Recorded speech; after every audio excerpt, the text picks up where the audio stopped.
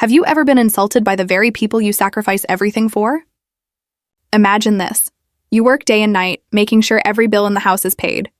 Electricity, water, rent, even their phone bills, all taken care of by you. And yet, behind your back, the very family you support mocks you, ridicules you, and treats you like nothing. This isn't just a random story. This is the brutal reality one man lived through. And he only discovered the truth by accident.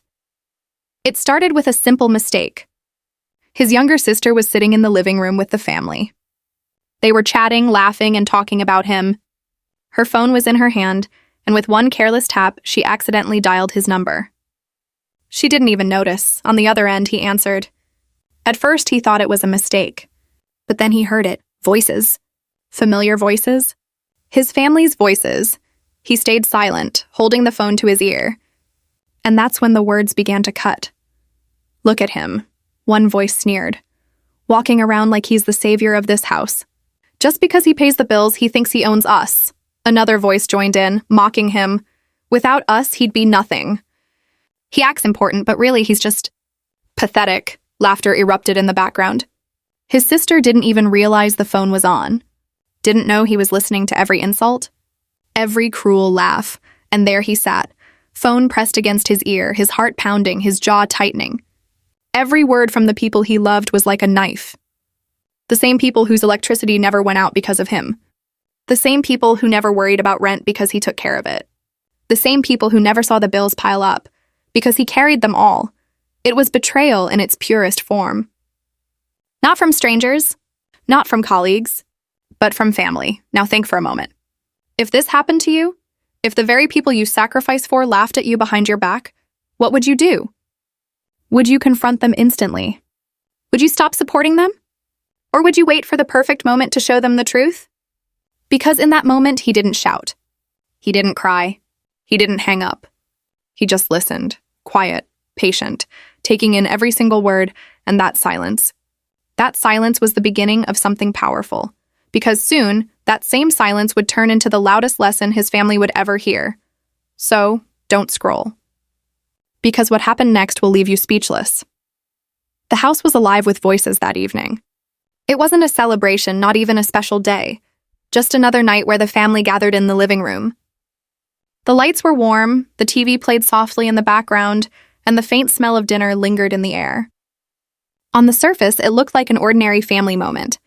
But what was being said inside those walls told a completely different story. His sister, the youngest in the family, was scrolling through her phone while laughing along with the conversation. She didn't realize her fingers had betrayed her. One accidental tap, and her phone connected to a call. On the other side of that call, he sat miles away, completely unaware that the night would change everything. As the voices traveled through the tiny speaker, he leaned back in his chair, frozen. His heart raced, not because of the ringing he had expected, but because of the sharp words that poured through instead. Honestly, his older brother's voice rang out. He thinks paying bills makes him some kind of hero. What a joke. A second voice, unmistakably his mother's, sighed heavily. All he does is remind us of what he pays for. Electricity, water, rent. Does he think we'd be living on the streets without him? He doesn't understand that family isn't about money. There was a pause, followed by laughter. His father's voice joined in, deeper and more cutting than the rest. He parades around like the head of this family, but deep down, he's just insecure. Without us, he'd have no one. And still, he treats us like we owe him gratitude every single day. The laughter grew louder. Jokes were exchanged. They even mimicked his voice, mocking the way he reminded them of deadlines, of due dates, of the responsibility he carried on his shoulders alone. And all the while, his sister's phone lay there, face down on the couch, still connected. He sat silently on the other end, his hand gripping the phone tighter, his knuckles pale. The room around him suddenly felt colder. He glanced at the stack of receipts on his own table. Rent slips, utility bills, tuition fees, all with his name on them. All paid by him. Memories flashed in his mind. Times he skipped meals to make sure his younger siblings had what they needed. Nights he worked late so the family never saw an unpaid bill. Days he sacrificed his own plans just to ensure they never had to feel the weight of responsibility. And now, this was their gratitude? In the living room, the family didn't stop. One cousin chimed in, "If he's so important, why doesn't he have a family of his own? Maybe then he'd stop acting like he owns us." More laughter. More mockery. Each word was sharper than the last, and though he remained quiet, inside him something shifted. Yet, in that silence, there was no rage, no yelling, no desperate attempt to defend himself. Instead, there was stillness, the kind of stillness before a storm. The scene inside the house continued, his father reaching for tea, his mother shaking her head dramatically, his siblings giggling. None of them noticed the accidental call. None of them realized that their cruel words were escaping the safety of those four walls, but that's the danger of speaking without respect. Walls can't always hold secrets. And that night, technology betrayed them. The phone remained open. The line stayed connected. And the man they were ridiculing, the one who had built their comfort, who had carried their weight, who had shielded them from hardship, heard it all. Every whisper, every insult, every laugh. As he sat in silence, the irony wasn't lost on him. While they mocked, the very lights above their heads were shining because of him. The food on the table was bought with his money.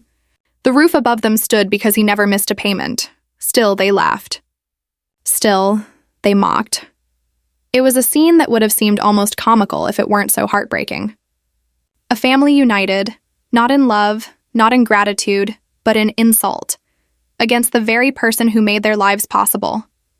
And at that moment, sitting alone in his chair, he didn't just hear their words. He felt their truth. They didn't see him as a provider. They didn't see him as family. They saw him as a wallet. And once you realize that's how people view you, nothing ever feels the same again. That night, the living room was filled with careless laughter. But what they didn't know was that their words had already left those walls and pierced the one heart that mattered most. And while they believed it was just another ordinary evening, he knew this was the beginning of an extraordinary ending. The call stayed open, every second dragging heavier than the last. What began as casual gossip had turned into open cruelty, and now, the insults weren't hidden in whispers. They were bold, shameless, and dripping with arrogance. His brother leaned forward, voice sharper than before. "You know what annoys me the most? The way he looks at us whenever he pays a bill. That little smirk, like he's some kind of savior. As if without him, we'd all be starving on the streets. Please, he's not a hero. He's just a walking ATM." The others chuckled. His mother added, her tone heavy with disdain, "And he acts like he sacrifices everything for us. But does he really? He's single, no wife, no children. Of course he has money to spare. He doesn't know what real responsibility looks like. He's lucky he has us. Otherwise, who would even care about him?" The words landed like blows one after another. On the other end of the line, his breathing slowed. He wasn't angry, not yet. But the silence inside him deepened, the kind of silence that carries weight, the kind that warns of storms to come. His cousin lounging on the sofa added fuel to the fire. Exactly. He acts like he's some big shot just because he covers rent. If he ever stopped paying, we'd figure it out. We're not helpless. He just likes control, that's all. He likes seeing us depend on him. The room erupted with laughter again. None of them considered the possibility that their words were echoing across the line, searing into the very person they were targeting. His father, who until then had mostly listened, finally spoke. His voice was deeper, calmer, but his words were perhaps the cruelest of all. "I raised him, gave him food, gave him shelter, and now he throws money around like it makes him better than me? He needs to remember that without this family, he'd be nothing. He owes us. Every single rupee he earns, he owes us." There it was, the arrogance laid bare. They didn't see his hard work as love or sacrifice. They saw it as debt. Not generosity, but obligation. His sister, the very one who had accidentally exposed the truth with her phone, chimed in without realizing the damage she was causing. "You're right, Dad. He always acts like he's so busy, like the whole world depends on him. But honestly, he's boring. No social life, no friends, no wife. He's just sad. A sad man with a wallet." This time the laughter was louder, sharper. The walls seemed to vibrate with it. And every laugh, every cruel word carved deeper into him. He sat on the other end, frozen. His mind replayed each memory. The birthdays he paid for, the tuition fees he covered, the groceries he bought. He remembered the winter nights when the heater kept them warm because he made sure the bill was paid on time. The countless times he said no to himself so he could say yes to them, and now, they laughed, not just at him, but at everything he had ever done for them. One sibling mocked his clothes, imitating his plain shirts and worn shoes. He can't even dress properly. All that money and he still looks cheap. Maybe he saves it all just to remind us he's the provider. Another chimed in. Yeah, maybe he likes looking poor. Makes his so-called sacrifices seem bigger. Arrogance filled the room like smoke, thick and choking. Every voice carried pride, as if tearing him down made them taller. They weren't just ungrateful. They were entitled. What hurt most wasn't the insults themselves, but the truth behind them. They had never respected him. Not for his effort, not for his love. To them, he was nothing more than a wallet, a provider, a man they could mock once his back was turned. But here's the thing about arrogance. It blinds people. It makes them careless. They didn't realize the phone was still connected. They didn't realize their cruelty wasn't hidden anymore, and he realized something else entirely. He realized that his silence had power, that he didn't need to shout or defend himself. Their words were already condemning them. Every laugh, every insult, every cruel joke was building their own judgment, and while they laughed, his silence grew heavier. Because silence in the face of arrogance isn't weakness. Sometimes silence is the sound of a man waiting for the right moment to strike. And that moment was coming. The call finally ended, but the echoes of their laughter stayed alive in his mind. Each insult, each mocking tone still rang clear. He could have slammed the phone shut halfway through. He could have shouted into the line, exposing himself and silencing them immediately, but he didn't. Instead, he placed the phone on the table, leaned back in his chair, and breathed. Not shallow, panicked breaths, but slow, measured ones. To anyone else, it might have looked like he was calm.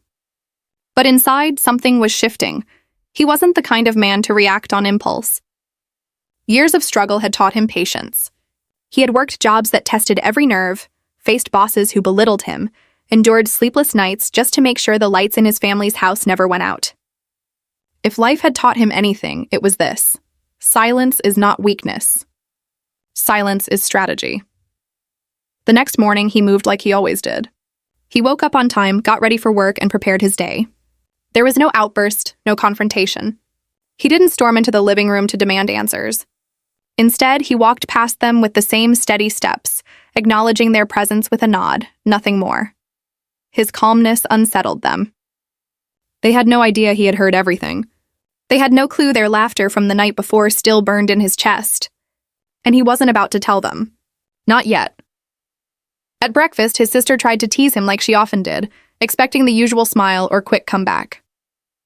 But this time, he only looked at her, just long enough for her to feel the weight of his silence, and then returned to his meal. No reaction, no defense, just quiet. His father asked a question about money, casually, like it was nothing. Bills are due tomorrow. You've got it covered, right? He simply replied, yes, nothing more. No explanation, no lecture, no reminder of what he had already done for them countless times before. Just a single word, clipped and controlled. And that, yes, carried more weight than any argument could have, because silence makes people uncomfortable. It forces them to wonder. His short replies, his lack of interest, his stillness, it all created a strange tension in the room. The very people who had mocked him behind his back now found themselves second-guessing. By the third day, they noticed something different. He wasn't laughing with them like he used to. He wasn't asking about their days or checking in on small details of their lives. He wasn't angry, at least not outwardly. He was simply distant, present but unreachable. That distance scared them more than shouting ever could. One evening, his mother asked, "Is everything okay? You've been quiet lately." He looked up from the papers he was reviewing, held her gaze for a moment, and then said, "I'm fine." But he wasn't smiling. And the absence of that smile said more than words ever could. It was the calm before a storm. A storm he wasn't going to unleash in anger, but in truth, he began planning quietly. He reviewed every payment he had ever made, every bill, every expense he had covered for them. He organized it neatly, like evidence waiting for trial. He didn't need to scream about what he had done. He would let the facts speak for themselves. Because here's the truth. Sometimes the most powerful response isn't loud. It isn't dramatic. It's calm, calculated, and controlled. He had listened to their arrogance. He had tasted the bitterness of their ungratefulness. And now he was preparing his own response, not in words, but in actions. For now, his silence unsettled them. His calmness confused them. They couldn't understand why he wasn't playing his usual role, the dependable brother, the doting son, the generous provider. But soon, they would understand. And when that moment came, they wouldn't just hear his truth. They would feel it, because the calmest people often deliver the loudest lessons. The tension had been building for days. His silence was no longer just unusual, it was suffocating. Every calm nod, every short answer felt heavier, sharper. His family didn't know it yet, but they were standing on the edge of a revelation. That Sunday evening, they all gathered in the living room. It was a typical family routine. TV on, idle chatter, someone scrolling through their phone. But he arrived differently. No smile, no casual greeting. Instead, he carried a folder under his arm, thick, organized, and deliberate. He placed it on the center table with a soft thud. "What's this?" his brother asked, half interested, not even lifting his eyes from the screen. He didn't reply immediately. He sat down slowly, adjusted the folder, and finally said in a calm tone, "This is everything I've done for this house in the past 5 years." The room went silent. His words were too sharp, too direct. His sister frowned.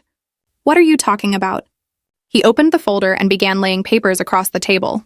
Receipts, utility bills, rent agreements, tuition payments, grocery expenses. One by one, like evidence in a trial. Electricity, internet, gas, rent, your school fees, your medical bills. Every festival, every birthday cake, every emergency. All of it. Covered. By me. His voice never rose, but the weight of his words filled the room like thunder. His father shifted uncomfortably in his chair. "Why are you showing us this?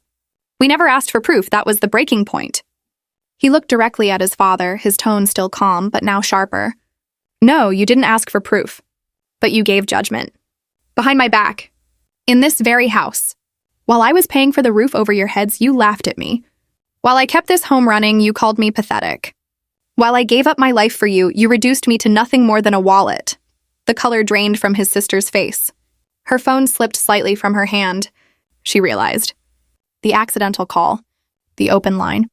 The conversation. You heard?" She whispered, her voice trembling. He nodded once. Every word. Silence crashed over the room. No one laughed now.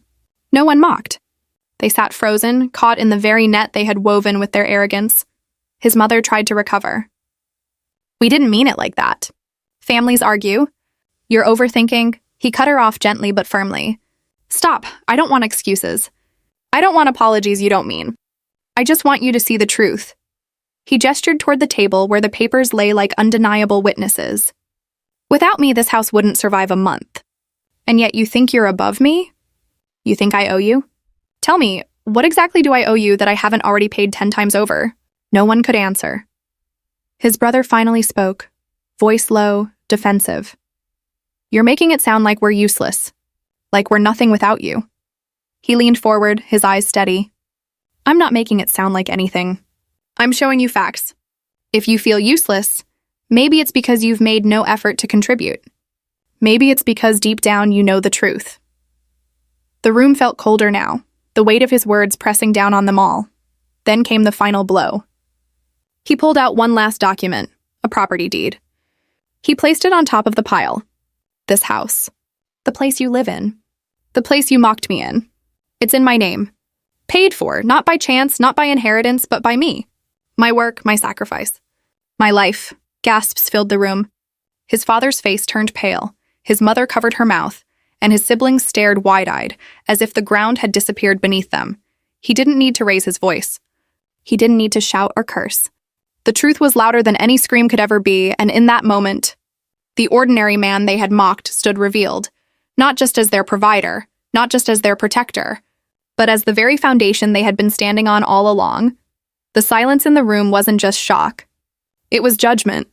His family had judged him before, but now the tables had turned. And their jury was the truth itself. The room felt heavier than stone. Every set of eyes was fixed on the papers spread across the table.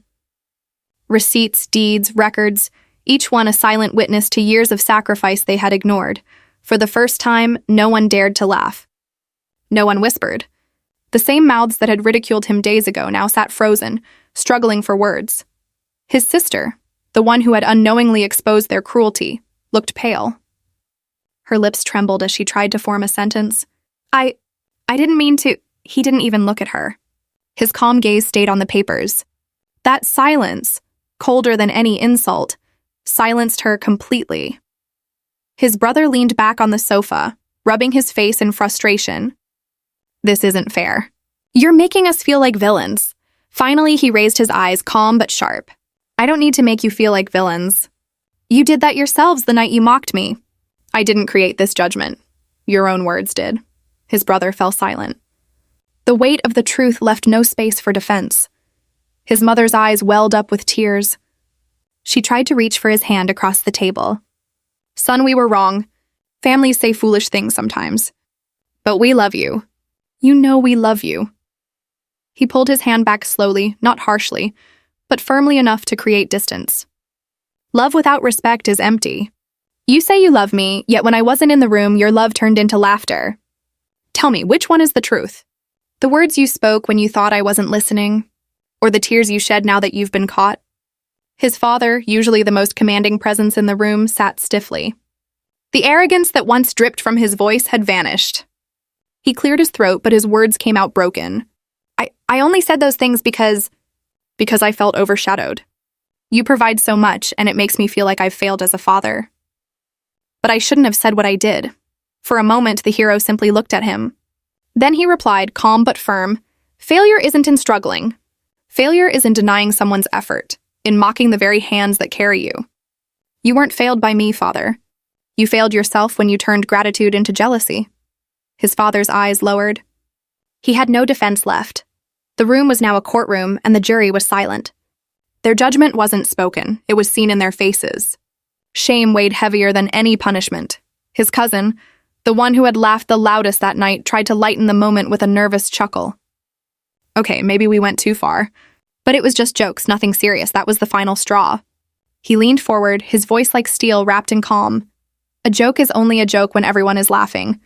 When it cuts deep, when it belittles someone's life, when it mocks their sacrifices, and that's not a joke. That's cruelty. No one dared to laugh again. The silence stretched long. Every tick of the clock echoed in the room. One by one, their eyes lowered, unable to meet his. The same family that once sat high in arrogance now sat bowed under the weight of truth, and yet he did not gloat. He did not yell. He didn't rise from his chair to claim victory. He simply sat in quiet authority, allowing the silence to do what his words had already begun. Deliver judgment. It was clear now. The power had shifted. The one they mocked as weak was the strongest among them. The one they dismissed as ordinary had proven to be their backbone, and as they sat in shame, their roles reversed. They were no longer the judges. They were the judged. Because sometimes the harshest punishment isn't rejection or anger. Sometimes the harshest punishment is being forced to face the truth you tried to hide, and tonight, they faced it in full. The living room was silent. The papers still lay scattered across the table, their sharp edges glowing under the dim light like unspoken truths. His family sat motionless, their earlier arrogance replaced with bowed heads and guilty eyes. For years, he had carried them without complaint. For years, he had believed that love alone was enough to bind a family. But tonight proved otherwise. Respect mattered more. He rose slowly from his chair. The sound of it scraping against the floor broke the silence like a gavel striking in court. His sister immediately stood up, her voice cracking. Please. Don't walk away. We were wrong. I was wrong.